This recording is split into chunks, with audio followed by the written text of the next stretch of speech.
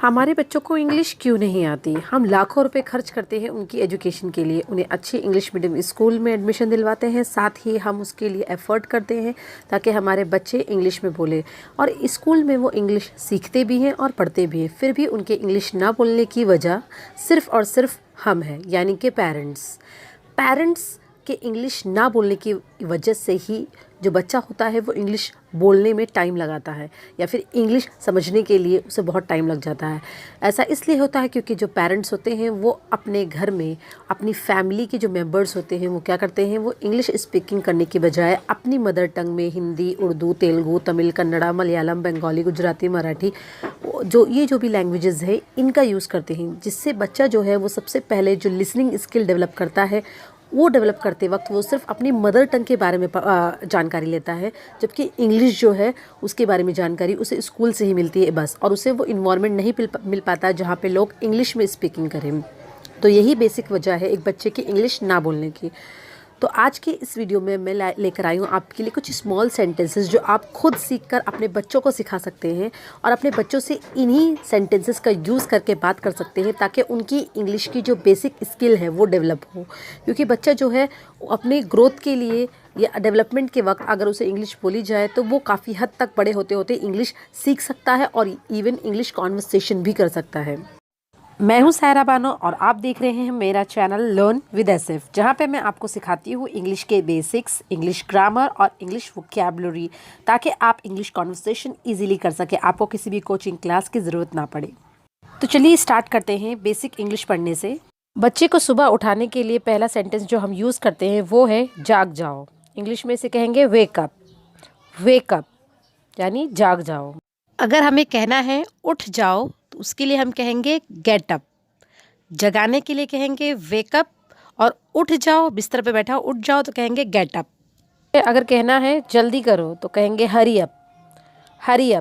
फिर हम बच्चे को नहाने के लिए कहते हैं तो कहते हैं टेक बाथ। बच्चे को कहना है एक निवाला खा लो तो कहेंगे टेक अ बाइट। और जब कहना है कि एक घूंट पी लो, हम पानी या जूस पिलाते वक्त कहते हैं ना बच्चों को कि एक घूंट पी लो, तो कहेंगे टेक अ सिप।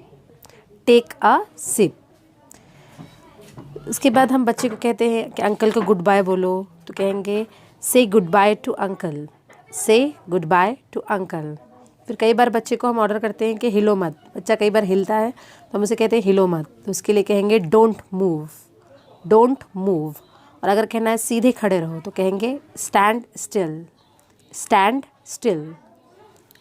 बच्चों को पढ़ाते समय हम कई बार कहते हैं इसे दोहराओ, यानी इसे रिपीट करने कहते हैं, तो हम कहेंगे रिपीट इट। और अगर कहना है कि मेरे बाद दोहराओ तो कहेंगे रिपीट आफ्टर मी। एक बार बच्चे को इनकरेज करते हुए हम कहते हैं दिस इज़ इजी, मतलब ये बहुत ही आसान है। अगर हमें कहना है ये बहुत ही आसान है तो कहिए दिस इज़ ईजी।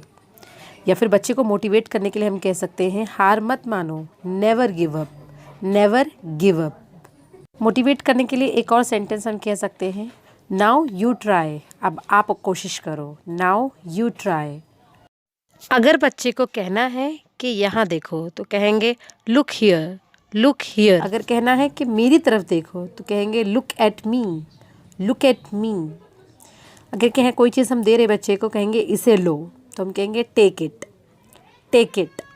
या फिर कहना है इसे पकड़ो, या कोई चीज़ हम उसे दे रहे पकड़ने के लिए बच्चे को तो हम उसे कहेंगे होल्ड दिस पेंसिल, यानी इस पेंसिल को पकड़ो। फिर हम कई बार कहते हैं कुछ और चाहिए, कोई चीज़ दिलाते वक्त बच्चे से पूछते हैं कि आपको कुछ और चाहिए, तो उसके लिए कहेंगे एनीथिंग एल्स। या हम कहते हैं कई बार खेलते वक्त बच्चे को पहले से इंस्ट्रक्शंस देते हैं कि ध्यान से खेलना, तो उस वक्त हम कहेंगे बी केयरफुल यानी ध्यान से। कई बार बच्चे से क्वेश्चन करते हैं कि आपने क्या खाया, तो उस वक्त कहना है व्हाट डिड यू ईट। ये बेसिक इंग्लिश सेंटेंसेस आपके लिए भी हेल्पफुल प्रूव हो सकते हैं अगर आप भी बेसिक इंग्लिश से शुरू करना चाहते हैं, और इस तरह से आप खुद सीखकर अपने बच्चे को भी सिखा सकते हैं। तो आपको इन सेंटेंसेस को यूज़ करना है ज़्यादा से ज़्यादा, और इंग्लिश का जो बेस है अपने बच्चे का वो स्ट्रॉन्ग करना है। तो चलिए नेक्स्ट सेंटेंस देखते हैं। नेक्स्ट हम कई बार बच्चे से कहते हैं अपना होमवर्क अभी करो। अभी इसी वक्त करो, तो उसके लिए हम कहेंगे do your homework right now. Right now मतलब अभी, do your homework right now. कई बार हम बच्चे से कहते हैं मेरी बात सुनो, तो कहेंगे listen to me, listen to me. फिर पूछते हैं ये क्या है, कोई भी चीज़ बच्चा हमें दिखा रहा है या बता रहा, तो हम पूछते हैं ये क्या है, तो वो हो जाएगा what is this, what is this मतलब ये क्या है। फिर हम बच्चे को कहते हैं तैयार हो जाओ, तो उसके लिए कहेंगे गेट रेडी, गेट रेडी। अगर बच्चे से कहना है कि चुप रहो, तो कहेंगे keep quiet, keep quiet.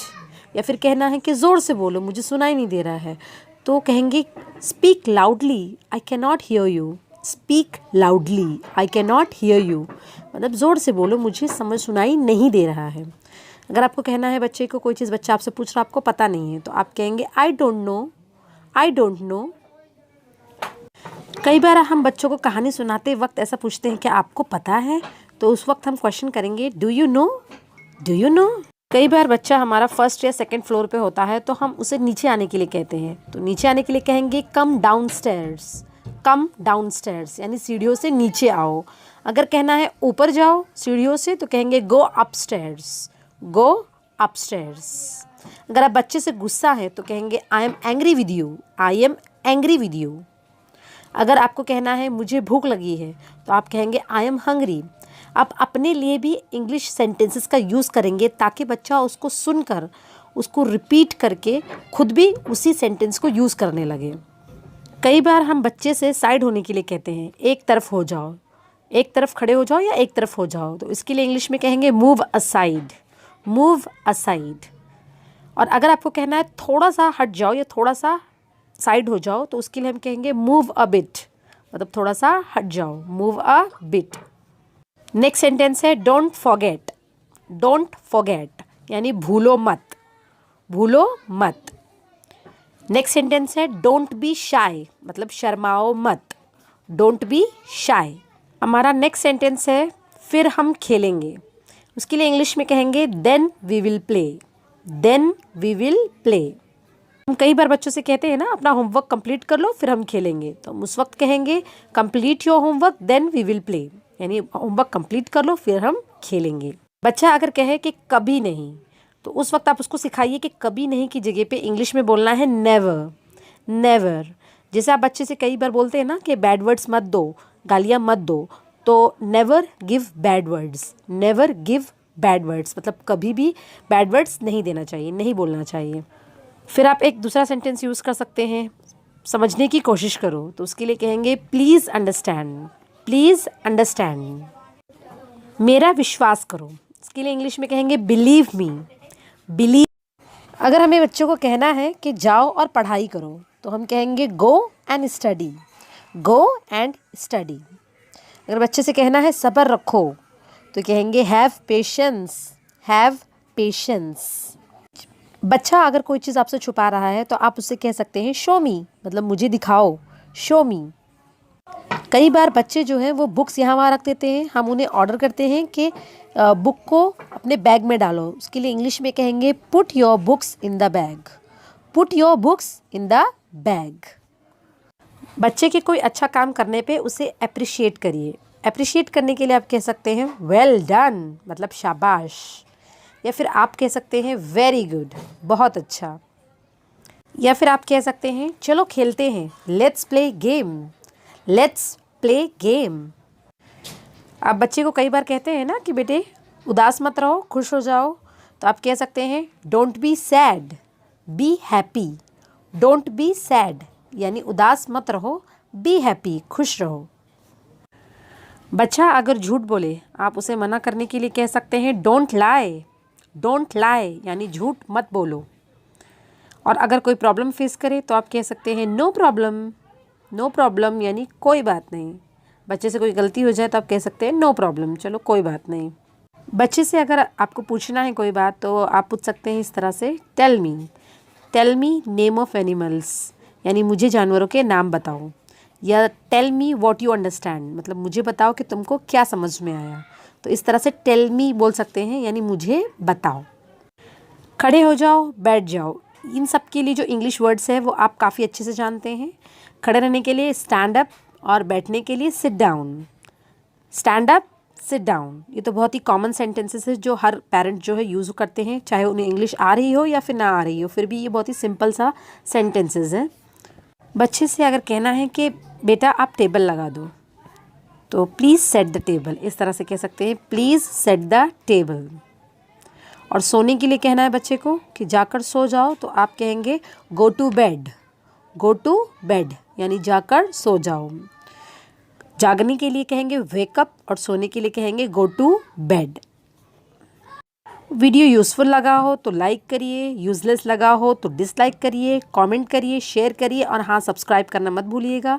Thanks for watching everyone.